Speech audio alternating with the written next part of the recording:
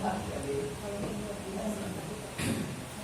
terima kasih. Bismillahirrahmanirrahim. Alhamdulillah, wassalatu wassalamu ala Rasulillah. Amma ba'd.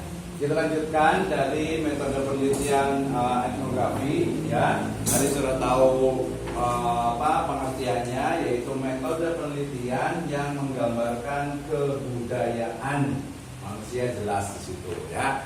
Yang pertama. Kemudian awalnya ya masyarakat di Eropa yang ingin mengetahui lebih detail tentang berbagai peradaban atau kebudayaan yang ada di luar Eropa, terutama di Asia, Afrika, termasuk di Amerika, ya, Australia juga berarti, ya. Nah, dari situ kemudian jadi model untuk gospel, untuk para misionaris, kemudian juga kolonial dan lain sebagainya. Tapi kemudian dia menjadi ilmu tersendiri untuk memahami, dan yang paling penting ingat, etnografi bukan hanya mendeskripsikan, bukan hanya menuliskan, menarasikan, tetapi memberikan solusi atas problem yang dihadapi oleh masyarakat, ya. Itu etnografi di sejarah perkembangannya, ya. Ini tadi beberapa contoh. Yang paling banyak itu adalah di Bronislaw Malinowski yang awal sebagai peneliti etnografi.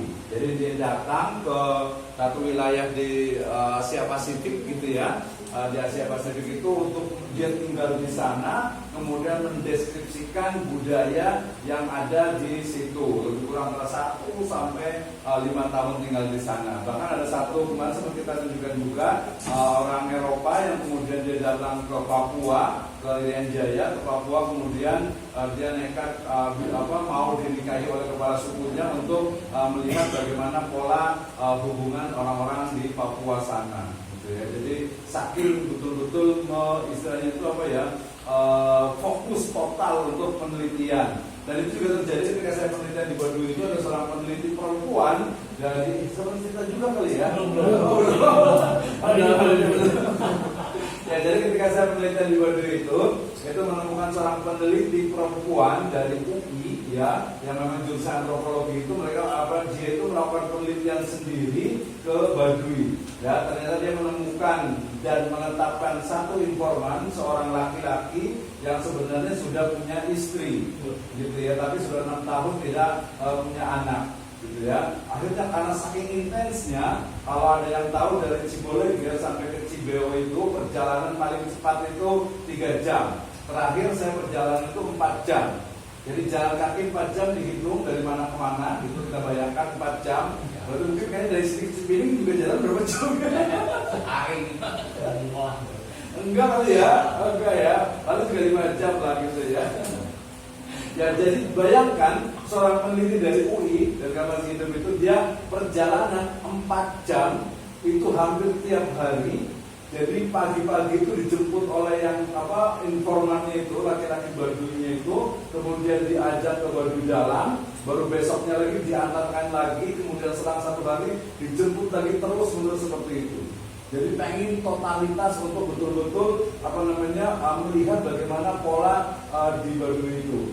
Ya, kemudian dia sampai-sampai karena suami istri yang tadi itu kan Baduynya itu sampai-sampai istrinya itu disuruh, kamu nginep di rumah ibunya dulu, ya, ini ada tamu dari Jakarta, karena sampai nginep di situ. Olah-olah apa yang terjadi, tapi dia mandi bareng di sungai, ya, kemudian jalan-jalan ke gunung berdua, gitu. Nah, itu jadi pengen, karena ingin tahu seperti apa sih kehidupan laki-laki Baduy itu.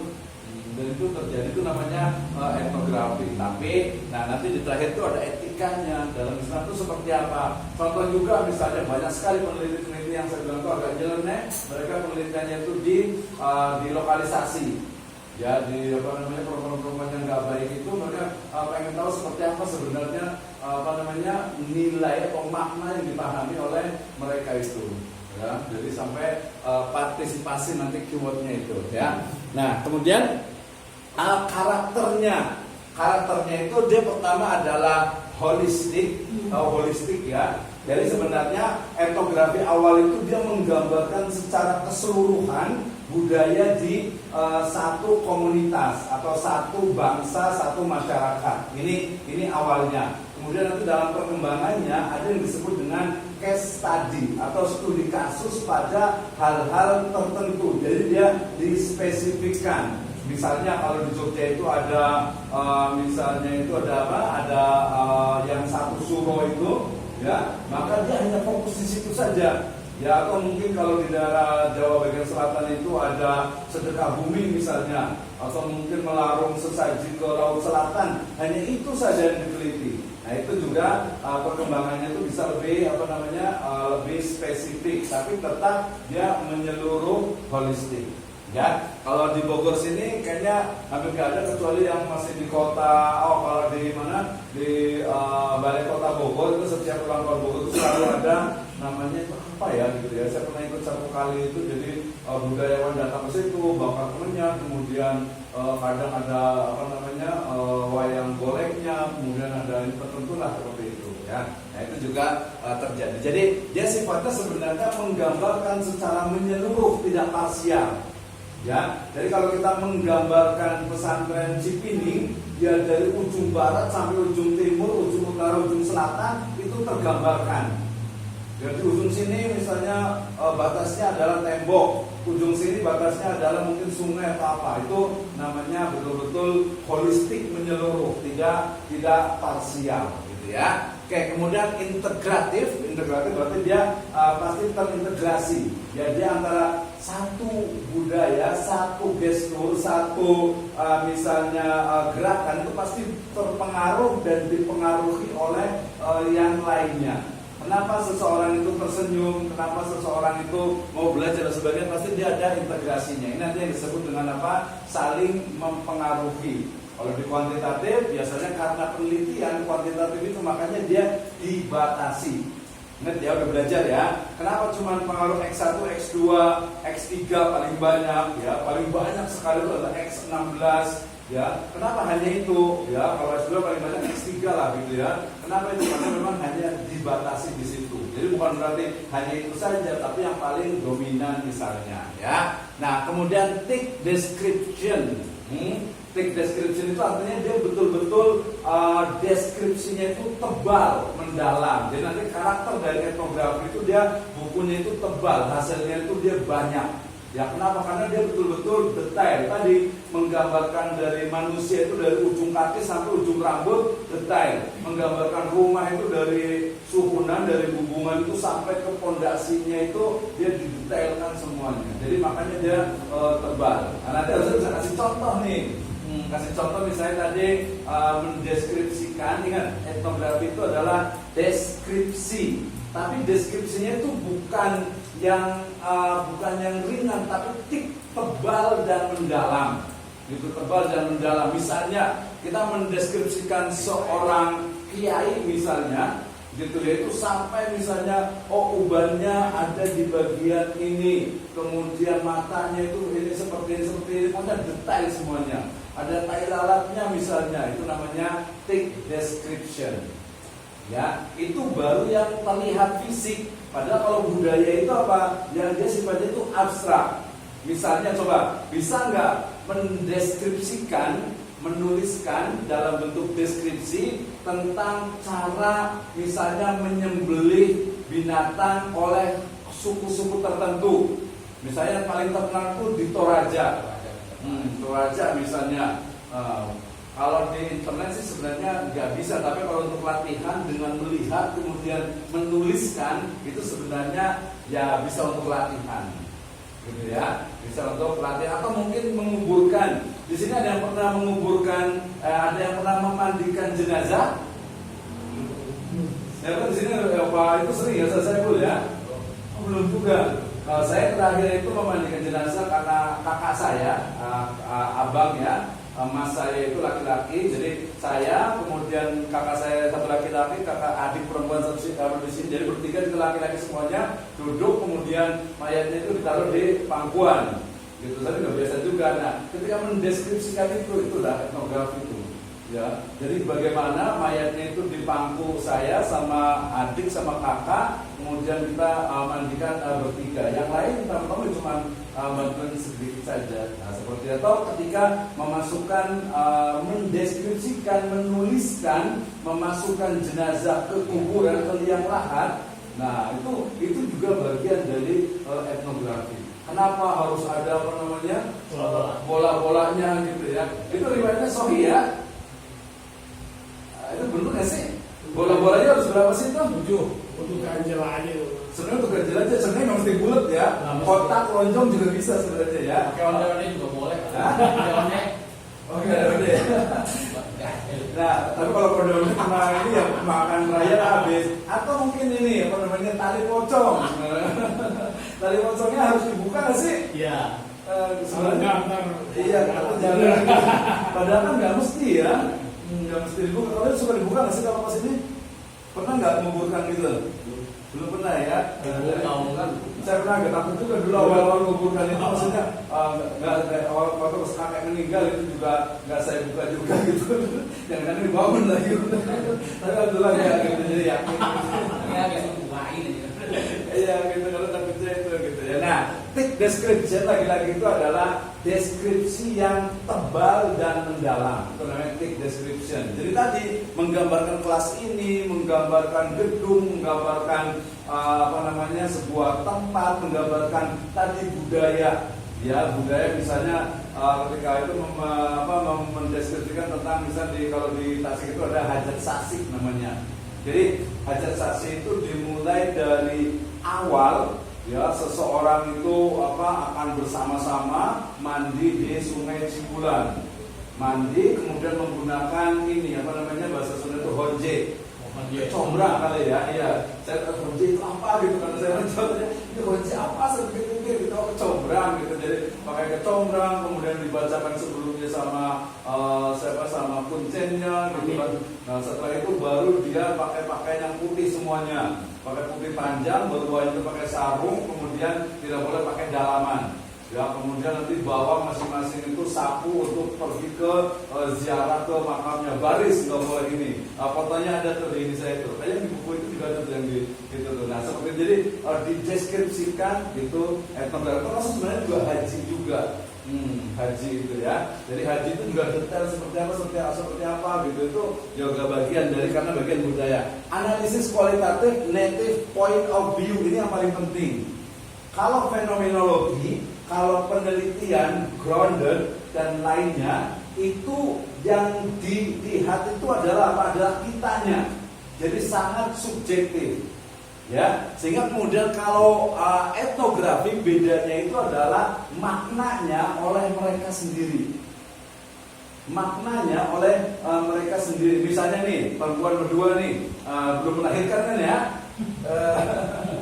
Saya kemarin terakhir kebetulan waktu cucu lahir itu ya dampingin anak gitu kan ya. Anak itu dari awal kerasa itu sampai pembukaan yang keempat. Pembukaan keempat itu udah nggak kuat, udah nggak bisa, akhirnya sesar gitu ya. Tapi itu lama sekali prosesnya. Jadi kalau mau melaporkan, menuliskan tentang proses persalinan yang normal dengan dengan rasa dari orang yang merasakan, itu namanya etnografi. Tapi kalau laki-laki saya menuliskan itu bukan etnografi. Ya itu ya kualitatif, deskriptif saja. Tapi kalau misalnya nanti melahirkan gitu ya, cerita bagaimana sakitnya, bagaimana mulesnya, bagaimana luar biasanya gitu kan ya. Nah itu namanya etnografi. Ya. Nah itu ya termasuk juga mungkin ya yang kegiatan-kegiatan yang misalnya dalam berjihad misalnya, atau mungkin kegiatan-kegiatan yang sifatnya membutuhkan waktu dan tenaga haji. Wah, etnografi haji itu sudah dari dulu ditulis. Bagaimana haji zaman dulu dengan zaman sekarang. Jadi ada ini native, tahu ya, native point. Berarti maknanya atau pandangannya itu dari orangnya, bukan dari kita. Ya bukan dari peneliti, tapi dari dia sendiri. Gimana sih menurut dia itu? Misalnya kita pengen tahu orang yang lagi ramai sekarang yang mutilasi sama yang dicor, orang gitu ya. Nah orang yang dicor itu sebenarnya itu dia seperti apa sih perasaannya? Gitu ya. Bukan yang dicor sih, yang ngecor maksudnya yang ngecor. Yang ngecor. Iya gitu. Sudah mati rasa udah ya. Iya. Nah mati rasanya apakah sebentar ketika itu saja atau mungkin juga dia merasa bersalah juga atau apa gitu. Itu namanya native point of view. Ya jadi pandangan dari orang yang melakukan itu. Gitu ya. Kenapa sih orang itu sampai tadi, misalnya seseorang itu sampai berani melakukan sesuatu yang sifatnya itu nggak masuk akal, gitu ya, nggak masuk akal. Misalnya kalau yang di Kalimantan itu yang kupingnya itu di ini gitu ya, dikasih kalung panjang gitu ya. Nah, kenapa itu bisa seperti itu, gitu kan ya? Atau mungkin ini orang-orang Bali, manusia nanya itu melihat orang Islam, maaf nih, di hitan, di sunat itu aneh gitu. Gitu ya, jadi lihat orang Islam di sana tuh aneh gitu. Kenapa sih? Kan harusnya alami aja, biarin aja apa adanya gitu, gak usah dipotong-potong gitu kan. Nah dia merasa itu kok aneh dah, karena berat menjadi begitu. Lagi udah 2 tahun tuh. Ya, jadi ini ciri karakter dari etnografinya.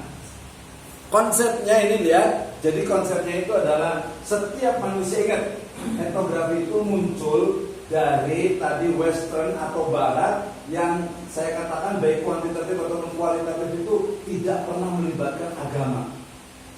Ya, jadi ini berarti ini betul-betul free values. Ya, jadi bebas nilai. Jadi setiap suku bangsa itu adalah unik dan baik menurut mereka sendiri. Ya, sehingga ketika mereka membunuh misalnya di Sudan perang saudara, di Yaman juga perang saudara, di Suriah juga atau di Ukraina gitu ya. Nah, kenapa sih mereka harus melakukan perang? Ya karena kita nggak tahu di sini. Atau mungkin yang udah melegenda antara Palestina dengan Yahudi dengan Zionis misalnya. Karena kita nggak tahu di sini. Ya, kita nggak tahu di sini keadaan di sana itu seperti apa sebenarnya.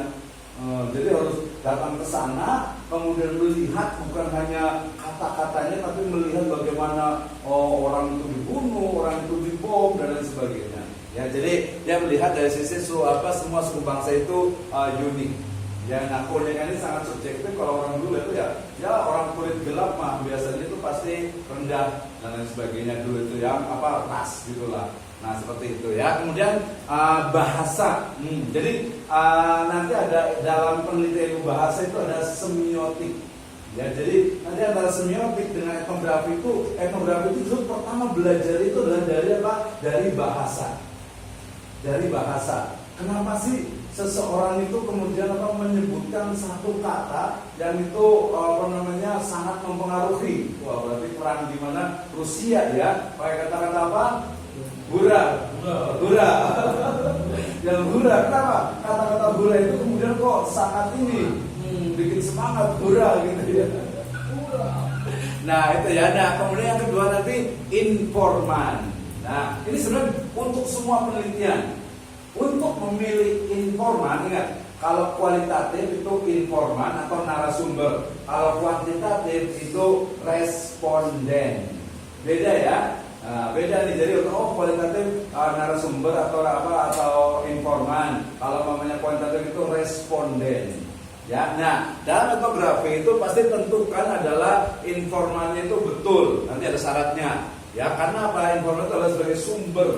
Jadi dia memang orang situ. Jadi nggak bisa mau kita tahu tentang misalnya Islam agak jauh lah di Kamboja, tapi kita nanyanya orang Kamboja tinggal di kota. Kalau kita pengen lihat di desa, dia nggak bisa.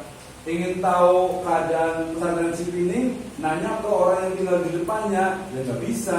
Harus tinggal yang ada di dalamnya dan kalau perlu yang memang lama, gitu ya. Nah ini beberapa diantara untuk konsepnya.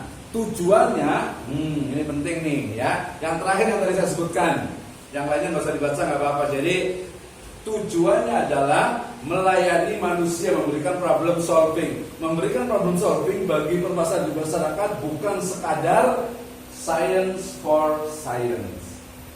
Nanti biasanya ilmu untuk ilmu, seni untuk seni dan lain sebagainya.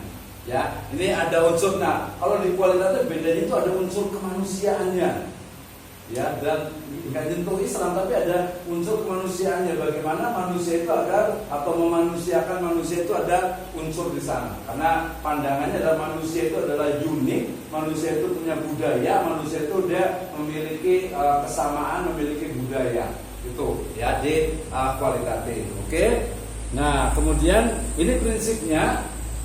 Jadi ada naturalisme, kemudian ada pemahaman, kemudian ada penemuan. Ya, jadi naturalisme berarti bicara tentang menangkap karakter ya secara alami. Ya, jadi kalau naturalisme ya berarti dia apa? Melalui kontak langsung dengan yang diteliti. Jadi kalau kualitatif bedanya wajib untuk membaur, wajib untuk apa? Bersentuhan langsung dengan yang diteliti. Kemarin dalam bahasa Indonesia peneliti itu yang meneliti. Kalau yang diteliti apa coba? Tinju kata kerja. Orang yang meninju petinju. Orang yang ditinju kalau tertinju berarti kata kerja yang dia mengalami ketinjuan. Meneliti kata kerja. Orang yang meneliti disebut peneliti. Objek yang diteliti Objek penelitian. taruh aja bahasa Indonesia ada yang lebih simpel. Yang berbahasa Indonesia siapa di sini? Bukan. Apa coba? Ya, jadi dalam bahasa Indonesia itu ada sisipan an. Ya, ada sisipan di belakang. Jadi peneliti, orang yang meneliti, objek yang diteliti, tineliti. Kalau objek yang ditinju, orang yang ditinju, tininju. Bahasa Sunda memang. Sunda ya? Ala enggak? Tinju. Tininju. Bahasa tinju bahasa Sundanya. Aing. Tinju ya. Bukan. Tinjuan ya. Tinju aja. Jadi ada itu bahasa Indonesia tuh. Jadi tineliti. Kalau dalam etnografi, dalam antropologi itu udah sangat biasa. Tineliti. Jadi objek yang dijadikan penelitian. Objek penelitian itu tineliti, ya. Nah, tineliti ingat dari lama saya dari dulu apa? Tineliti, gitu ya. Cari di kamus itu ada tuh, karena memang dia resmi ya. Nah, kemudian tadi karakteristik ini yang ditelitinya, jadi konteksnya itu adalah manusia di bawah kondisi eksperimen ditetapkan oleh peneliti. Jadi dia tidak ada eksperimen. Ini bedanya. Kalau ilmiah, penelitian survei kuantitatif apalagi eksperimen, dia pasti ada unsur nanti ada kelompok kontrol, ada kelompok eksperimen, tahu kan ya? Nah, kalau di kualitatif etnografi, ya sosial nanti, dia itu tidak ada unsur apa eksperimen, tidak ada unsur dikondisikan, tidak ada. Ya udah apa adanya. Tadi Ustaz Mitra itu begini, ya memang adanya begitu. Gitu, jadi nggak ada unsur-unsur dipaksa, jadi nggak bisa ini A gitu, padahal sebenarnya faktanya itu B. Itu yang disebut tadi sekali lagi dengan ilmiah. Ya, ilmiah bisa dipertanggungjawabkan. Jadi perilakunya itu dia tidak dieksperimenkan, tidak dibawa tekanan. Data dikumpulkan